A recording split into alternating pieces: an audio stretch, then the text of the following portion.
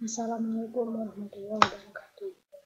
Perkenalkan, nama saya Fadia Umar Asyari. Saya dari kelompok 1 dan di sini saya akan mempresentasikan tentang sistem tes.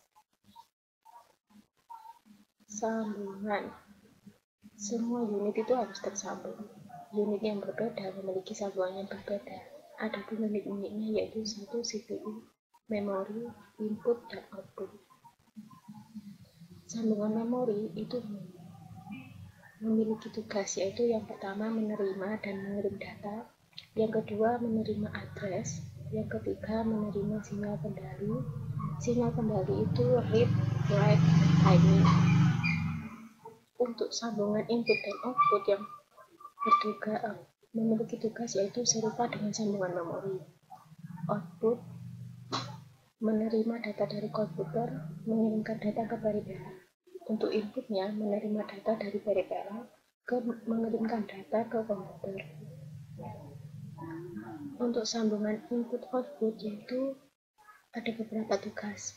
Menerima sinyal kendali dari komputer, mengirimkan sinyal kendali ke peripheral, contohnya spin disk. Menerima address dari komputer, contohnya nomor port. Mengirimkan sinyal interrupt. Untuk CPU connection ada beberapa tugas juga. Membaca instruksi dan data, menuliskan data yang telah diproses, mengirimkan sinyal kendali ke unit-unit lainnya, menerima dan menanggapi interrupt. Sistem bus yaitu penghubung bagi keseluruhan komponen komputer dalam menjalankan tugasnya. Komponen komputer itu ada CPU, memori, perangkat input atau output. Transfer data antar komponen komputer yaitu data atau program yang tersimpan dalam memori yang dapat diakses dan dieksekusi CPU melalui perantara bus. Melihat hasil eksekusi melalui monitor. Kecepatan komponen penyusun komputer harus diimbangi kecepatan dan manajemen bus yang baik. Mikroprosesor yang mempunyai tugas juga yaitu melakukan pekerjaan secara paralel dan juga program yang dijalankan secara multitasking. Sistem bus tidak hanya lebar tapi juga cepat. Sistem bus. Kita masih membahas sistem bus lagi. Interkoneksi komponen sistem komputer dalam menjalankan fungsinya. Interkoneksi bus, pertimbangan perancangan bus. Struktur interkoneksi yaitu kumpulan lintasan atau saluran berbagai modul. Ada beberapa saluran yaitu CPU, memori, input atau output. Struktur interkoneksi bergantung pada jenis data dan karakteristik pertukaran data. Jenis-jenis data di sini ada 3 jenis data yaitu memori, modul input output, dan CPU. Memori umumnya terdiri atas n word memori dengan panjang yang sama. Masing-masing word diberi alamat nomor yang unik dari 0, 1, 2 sampai n-1. Word dapat dibaca maupun ditulis pada memori dengan kontrol read dan write. Lokasi bagi operasi dispesifikasikan oleh sebuah alamat. Operasi modul input atau output yaitu pertukaran data dari dalam dan dari luar komputer berdasarkan pandangan internal. Modul input atau output ini dipandang sebagai sebuah memori dengan operasi pembacaan dan penulisan. Seperti yang telah dijelaskan pada bab modul input output dapat mengontrol lebih dari sebuah perangkat peripheral. Modul input output juga dapat mengirimkan sinyal interrupt. CPU ini berfungsi sebagai pusat pengolahan dan eksekusi data berdasarkan rutin program yang diberikan padanya. CPU mengendalikan seluruh ekosistem komputer sehingga sebagai konsekuensinya memiliki koneksi ke seluruh modul yang menjadi bagian sistem komputer. Modul komputer. Di sini ada sebuah bagan yaitu yang berisikan ada input dan outputnya.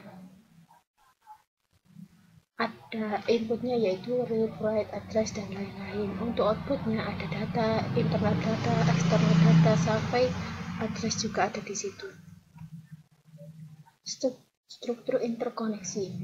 Dari jenis pertukaran data yang diperlukan modul-modul komputer, maka struktur interkoneksi harus mendukung perpindahan data. Ada berbagai macam, yaitu yang pertama, memori ke CPU. CPU melakukan pembacaan data maupun instruksi dari memori. Yang kedua, CPU ke memori. CPU melakukan penyimpanan atau penulisan data ke memori. Yang ketiga, input atau output ke CPU. CPU membaca data dari periferal melalui modul input atau output. Yang keempat, CPU ke input atau output. CPU mengirimkan data ke perangkat periferal melalui modul input output. Yang kelima, input atau output ke memori dari memori digunakan pada sistem DMA. Perkembangan struktur interkoneksi.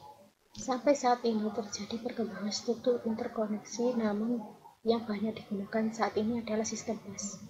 Sistem bus ada dua kegunaan, bisa digunakan secara tunggal dan jamak. Hal ini tergantung pada karakteristik sistemnya. Interkoneksi bus,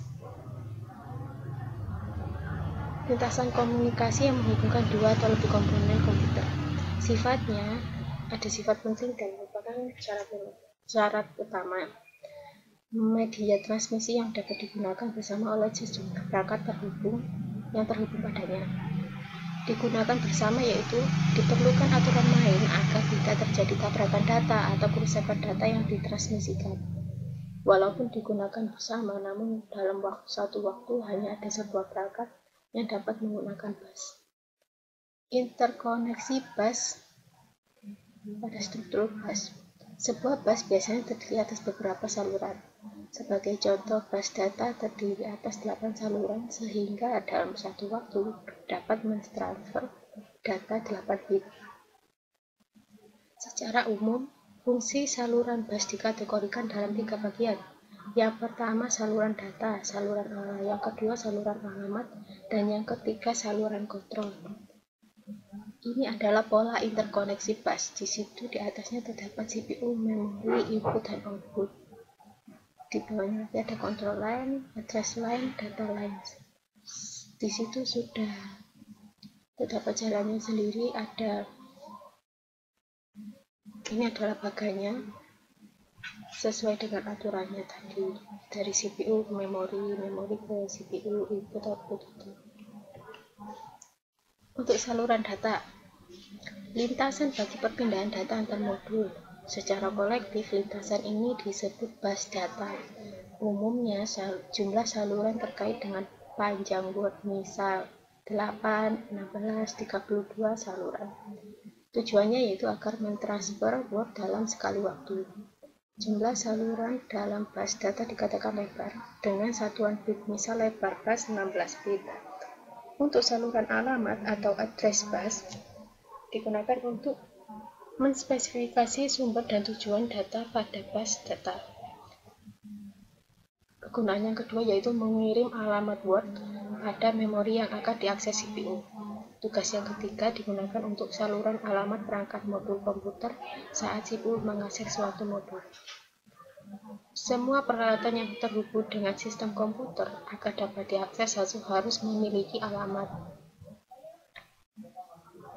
Saluran kontrol atau bisa disebut kontrol bus digunakan untuk mengontrol bus data, bus alamat, dan seluruh modul yang ada. Karena bus data dan bus alamat digunakan oleh semua komponen, maka diperlukan suatu sistem mekanisme kerja yang dikontrol melalui bus kontrol ini. Sinyal-sinyal kontrol terdiri atas sinyal pewaktuan dan sinyal-sinyal perintah. Sinyal saluran kontrol yang sudah disebutkan tadi, ada sinyal pewaktuan, sinyal saluran kontrol. Ini sinyal saluran kontrolnya. Sinyal pewaktuan menandakan validitas data dan alamat. Sinyal perintah berfungsi membentuk suatu operasi. Saluran kontrol. Ada memory write, memerintahkan data pada bus yang akan dituliskan ke dalam lokasi alamat. Yang kedua, memory read, memerintahkan data dari lokasi alamat ditempatkan pada bus data. Yang ketiga, input atau output write, memerintahkan data pada bus bus yang dikirim ke lokasi port input-output. Yang keempat, input-output read, memerintahkan data dari port input atau output. Itu selanjutnya yang keempat yaitu input atau output read, memerintahkan data dari input atau output ditempatkan pada bus data. Transfer ACK, menunjukkan data yang telah diterima dari bus atau data telah ditempatkan pada bus. Yang terakhir yaitu bus request, menunjukkan bahwa modul yang diperlukan memerlukan kontrol bus. Saluran kontrol ada lagi itu tadi ada beberapa, sekarang ada tambah lagi. Bus grab menunjukkan modul yang melakukan request telah diberi hak mengontrol bus. Interrupt request menandakan adanya penangguhan interupsi dari modul. Interrupt ACK menunjukkan penangguhan interupsi telah diketahui CPU. Clock kontrol untuk sinkronisasi operasi antar modul. Reset digunakan untuk menginisialisasi seluruh modul. Skema interkoneksi bus. Skemanya seperti ini, kurang lebih ada CPU, memori, input atau output. Sinyal kontrol secara fisik. Konduktor listrik paralel yang menghubungkan modul-modul. Konduktor adalah saluran utama pada PCB motherboard dengan layout tertentu, sehingga didapat fleksibilitas penggunaan. Untuk modul input-output biasanya dibuat slot bus yang mudah dipasang dan dilepas. Ada dua slotnya, yaitu slot PCI dan slot ISA. Untuk chips akan terhubung melalui pin. Prinsip operasi bus itu ada dua, yaitu penerimaan data ke modul, yang kedua meminta data dari modul lainnya. Yang pertama, prinsip operasi bus yang pertama yaitu pengiriman data ke modul, meminta penggunaan bus. Yang kedua, apabila telah disetujui, modul akan memindahkan data yang diinginkan ke modul yang dituju. Nah, untuk prinsip operasi bus yang meminta dari data ke modul lainnya yaitu yang pertama meminta penggunaan bus, yang kedua untuk selanjutnya mengirim request ke modul yang dituju melalui saluran kontrol dan alamat yang sesuai. Yang ketiga menunggu modul yang dituju mengirimkan data yang diinginkan. Problem pada simple bus. Ini adalah problemnya, yaitu bila terlalu banyak modul atau perangkat yang dihubungkan pada bus, maka akan terjadi penurunan kinerja.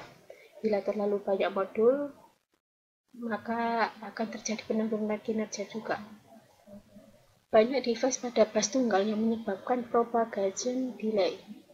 Propagation delay itu jalur data yang panjang, berarti memerlukan koordinasi pemakaian sehingga berpengaruh pada performance.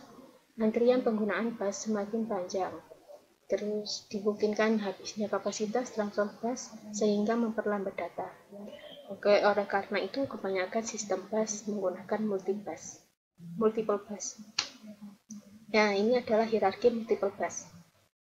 Hierarki multiple bus ini modul-modul diklasifikasikan berdasarkan kebutuhan terhadap lebar dan kecepatan bus. Biasanya terdiri dari bus lokal, bus sistem, dan bus ekspansi. Ini adalah arsitektur bus jamak tradisional. Di sini di atasnya ada chains dan prosesor. Ada main memory, network, GSI, expansion bus, interface, modem, serial. Ini adalah penjelasannya, yaitu arsitektur bus jamak. Prosesor, chains, memori, dan memori utama terletak pada bus tersendiri pada level tertinggi. Tadi letaknya prosesor dan chains ada di atas sendiri. Memori juga seperti itu. Modul-modul tersebut memiliki karakteristik pertukaran data yang tinggi. Pada arsitektur berkinerja tinggi, modul input-output diklasifikasikan menjadi dua, yaitu memerlukan transfer data berkecepatan tinggi dan memerlukan transfer data yang berkecepatan rendah. Modul dengan transfer data yang berkecepatan tinggi disambungkan dengan bus berkecepatan tinggi pula, dan untuk modul yang tidak memerlukan data cepat disambungkan pada bus ekspansi. Ini adalah arsitektur bus jamak kinerja tinggi. Tadi hanya bus jamak yang kinerjanya tinggi. Ini ada bagian-bagiannya, di situ ada prosesor, change bright di atas sendiri. Arsitektur bus jamak kinerja tinggi ada keuntungan hierarkinya, yaitu bus berkecepatan tinggi. Perubahan pada arsitektur prosesor tidak bekerja pas. Elemen perancangan bus. Parameter dasar perancangan bus dapat diklasifikasikan berdasarkan beberapa ya, yaitu jenis, metode arbitrasi, jenis bus. Bus yang khusus menyalurkan data tertentu, misalnya paket data saja atau alamat saja. Bus ya, multiplex bus ada keuntungan dan ada kelebihannya, yaitu keuntungan multiplex bus yaitu hanya memerlukan saluran sedikit sehingga dapat menghemat tempat. Untuk kerugiannya, kecepatan transfer data menurun dan diperlukan mekanisme yang kompleks untuk mengurangi data.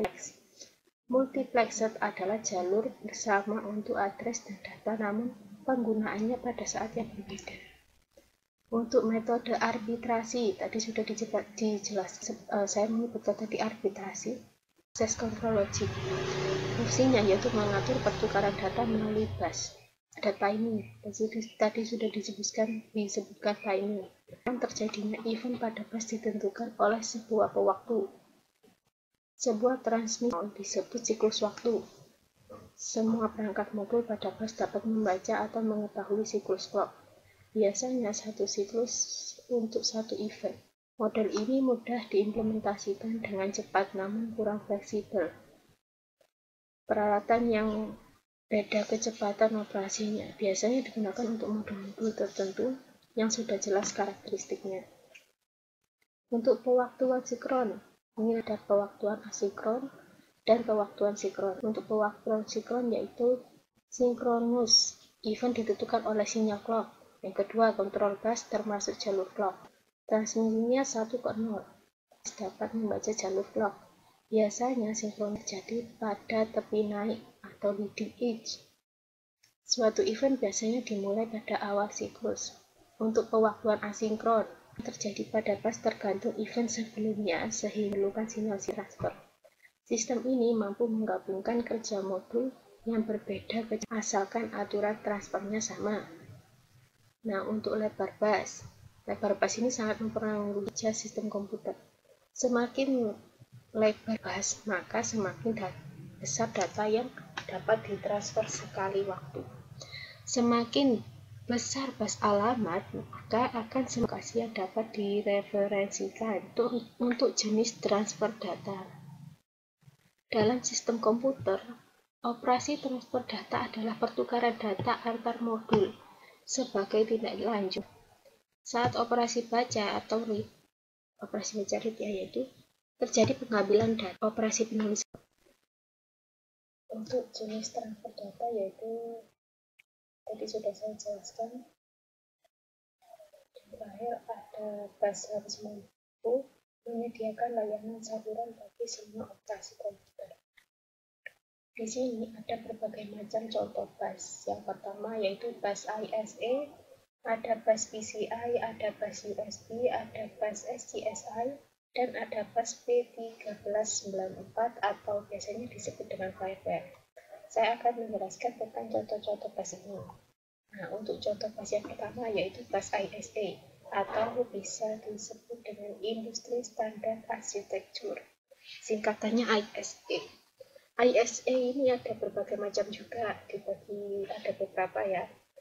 Ada dua yaitu bus ISA 8 bit dan ada bus ISA 16 bit. Yang 8 bit adalah merupakan varian dari busa ISA dengan bus data selebar 8 bit yang digunakan dalam IBM PC5150 model yang PC awal. Nah, untuk bus yang ISA 16 bit ini sebuah bus ISA yang memiliki bandwidth 16 bit sehingga mengizinkan transfer rate 2 kali lebih cepat dibandingkan dengan ISA 8 bit pada kecepatan yang sama. Untuk bus ini diperkenalkan pada tahun 1984. pada 1980 ya bus ASE 16 bit. Ketika IBM merilis IBM PC atau AT dengan mikroprosesor Intel 80286 di dalamnya. Untuk selanjutnya saya akan menjelaskan tentang bus PCI atau bisa disebut Peripheral Component Interconnection. Adalah bus yang tidak tergantung prosesor dan berfungsi sebagai bus mezzanine atau bus peripheral. Dikeluarkan oleh Intel sebagai public domain.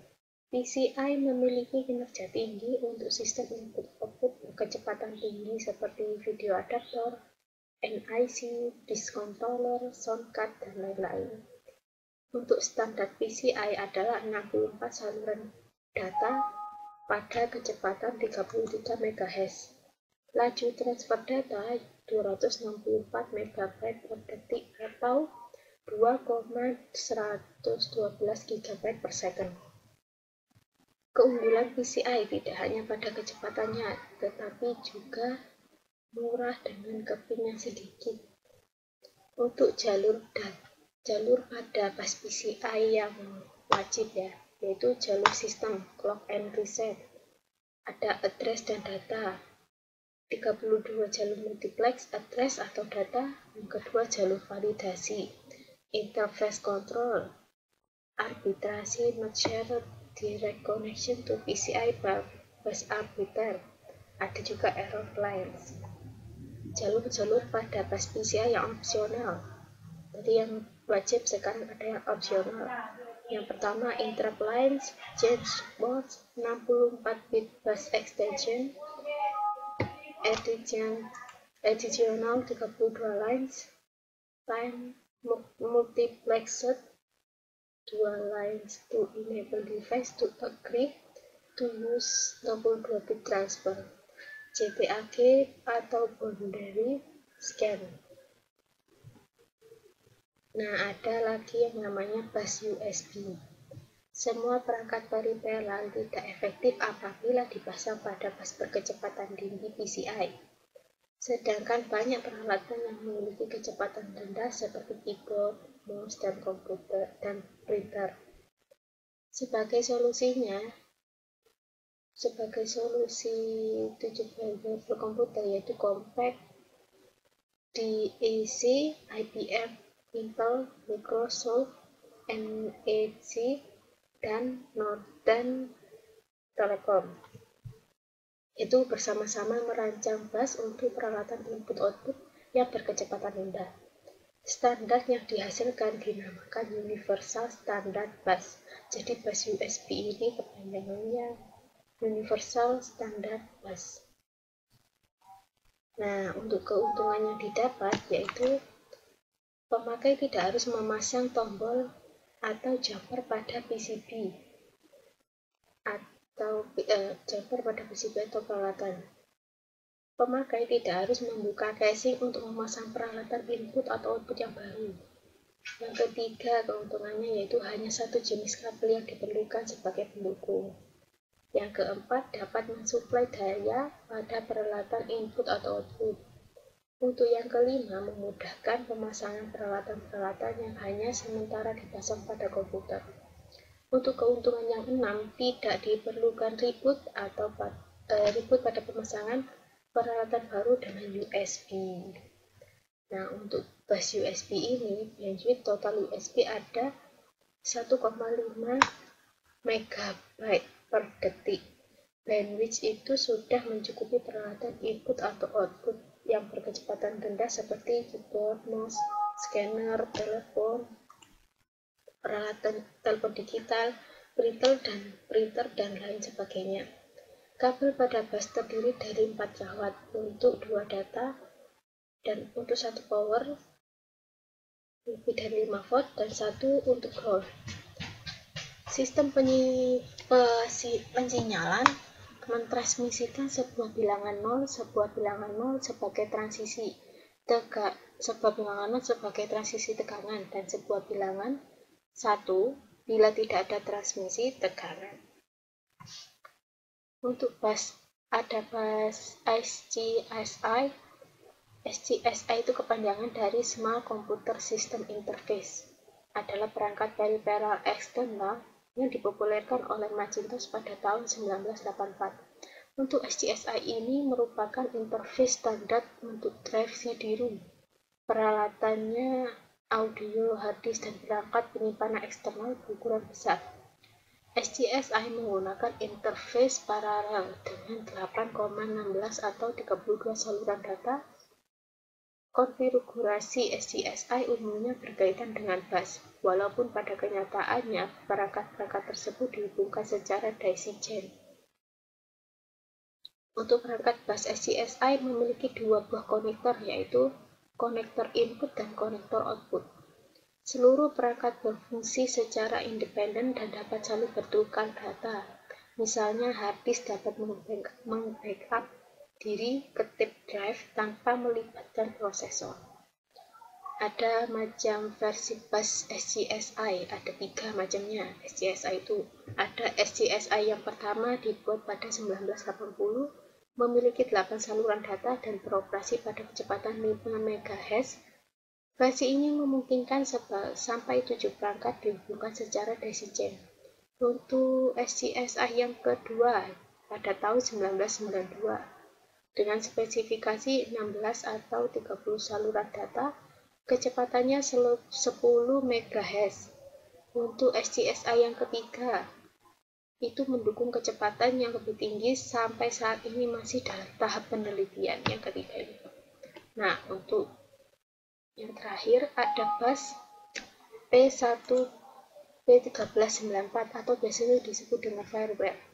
Semakin pesatnya kebutuhan bus input-output yang berkecepatan tinggi dan semakin cepatnya prosesor yang saat ini yang mencapai 1 GHz, maka perlu diimbangi dengan bus berkecepatan tinggi juga. Untuk bus 90 SCSI dan PCI tidak dapat mencukupi kebutuhan saat ini, sehingga dikembangkan bus performance tinggi yang dikenal dengan fireware atau P1394 standar IEEE. P1394 ini memiliki kelebihan dibandingkan dengan interface input-output lainnya, yaitu sangat cepat, murah, dan mudah untuk diimplementasikan. Pada kenyataannya, P1394 tidak hanya populer pada sistem komputer, namun juga pada peralatan elektronik, seperti pada kamera digital, VCR, dan televisi. Kelebihan lainnya yaitu penggunaan transmisi serial sehingga tidak memerlukan banyak kabel. Oke, itu saja yang bisa saya sampaikan. Tadi sudah saya sebutkan juga contoh-contohnya.